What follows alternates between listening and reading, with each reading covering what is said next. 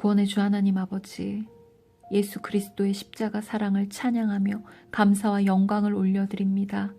오늘 주신 말씀 안에서 예수님 어떤 분이신지 더 바르게 깨달아 알기 원합니다. 주여 은혜를 부어주소서.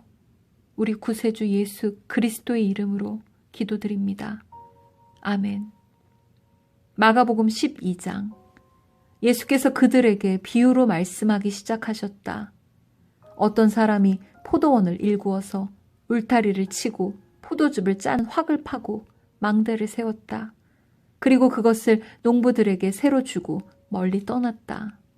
때가 되어서 주인은 농부들에게서 포도원 소출의 얼마를 받으려고 한 종을 농부들에게 보냈다. 그런데 그들은 그 종을 잡아서 때리고 빈손으로 돌려보냈다. 주인이 다시 다른 종을 농부들에게 보냈다. 그랬더니 그들은 그 종의 머리를 때리고 그를 능욕하였다. 주인이 또 다른 종을 농부들에게 보냈더니 그들은 그 종을 죽였다. 그래서 또 다른 종을 많이 보냈는데 덜어는 때리고 덜어는 죽였다. 이제 그 주인에게는 단 한 사람, 곧 사랑하는 아들이 남아 있었다. 마지막으로 그 아들을 그들에게 보내며 말하기를 그들이 내 아들이야 존중하겠지 하였다. 그러나 그 농부들은 서로 말하였다. 이 사람은 상속자다. 그를 죽여버리자. 그러면 유산은 우리의 차지가 될 것이다. 그러면서 그들은 그를 잡아서 죽이고 포도원 바깥에다가 내던졌다. 그러니 포도원 주인이 어떻게 하겠느냐?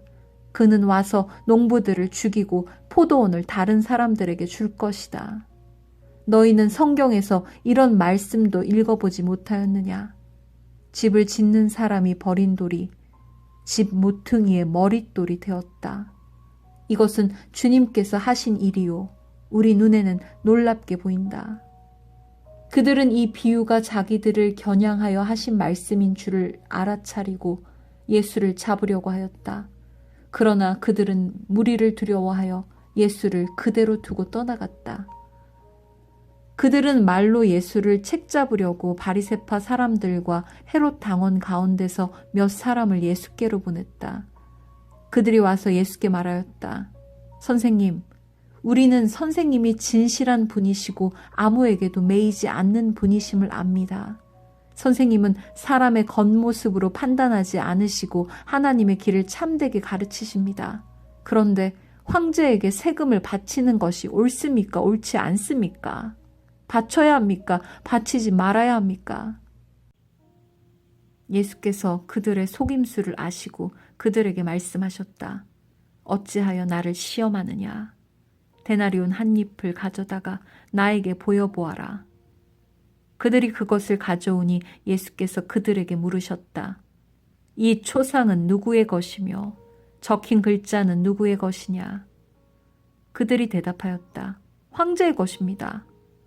예수께서 그들에게 말씀하셨다. 황제의 것은 황제에게 돌려주고 하나님의 것은 하나님께 돌려드려라. 그들은 예수께 경탄하였다. 부활이 없다고 주장하는 사두개파 사람들이 예수께 와서 물었다. 선생님, 모세가 우리에게 써주기를 어떤 사람의 형이 자식이 없이 아내만 남겨두고 죽으면 그 동생이 그 형수를 맞아들여서 그의 형에게 대를 이을 자식을 낳아주어야 한다 하였습니다.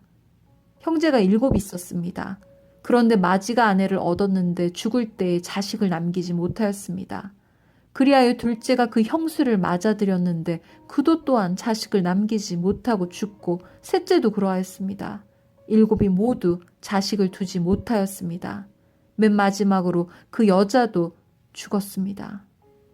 그들이 살아날 부활 때에 그 여자는 그들 가운데 누구의 아내가 되겠습니까? 7이 모두 그 여자를 아내로 맞아들였으니 말입니다. 예수께서 그들에게 말씀하셨다.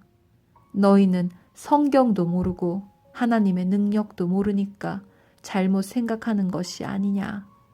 사람이 죽은 사람들 가운데서 살아날 때에는 장가도 가지 않고 시집도 가지 않고 하늘에 있는 천사들과 같다. 죽은 사람들이 살아나는 일에 관해서는 모세의 책에 떨기나무 이야기가 나오는 대목에서 하나님께서 모세에게 어떻게 말씀하셨는지를 너희는 읽어보지 못하였느냐? 하나님께서는 모세에게 말씀하시기를 나는 아브라함의 하나님이요 이삭의 하나님이요 야곱의 하나님이다 하시지 않으셨느냐? 하나님은 죽은 사람들의 하나님이 아니라 살아있는 사람들의 하나님이시다. 너희는 생각을 크게 잘못하고 있다. 율법 학자들 가운데 한 사람이 다가와서 그들이 변론하는 것을 들었다. 그는 예수가 그들에게 대답을 잘 하시는 것을 보고서 예수께 물었다. 모든 계명 가운데서 가장 으뜸되는 것은 어느 것입니까? 예수께서 대답하셨다. 첫째는 이것이다. 이스라엘아, 들어라. 우리 하나님이신 주님은 오직 한 분이신 주님이시다. 내 마음을 다하고 내 목숨을 다하고 내 뜻을 다하고 내 힘을 다하여 너의 하나님이신 주님을 사랑하여라. 둘째는 이것이다. 내 이웃을 내 몸같이 사랑하여라. 이 계명보다 더 큰 계명은 없다.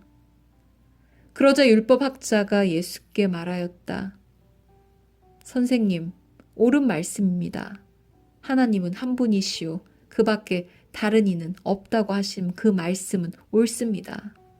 또 마음을 다하고 지혜를 다하고 힘을 다하여 하나님을 사랑하는 것과 이웃을 자기 몸같이 사랑하는 것이 모든 번제와 희생제보다 더 낫습니다. 예수께서는 그가 슬기롭게 대답하는 것을 보시고 그에게 말씀하셨다.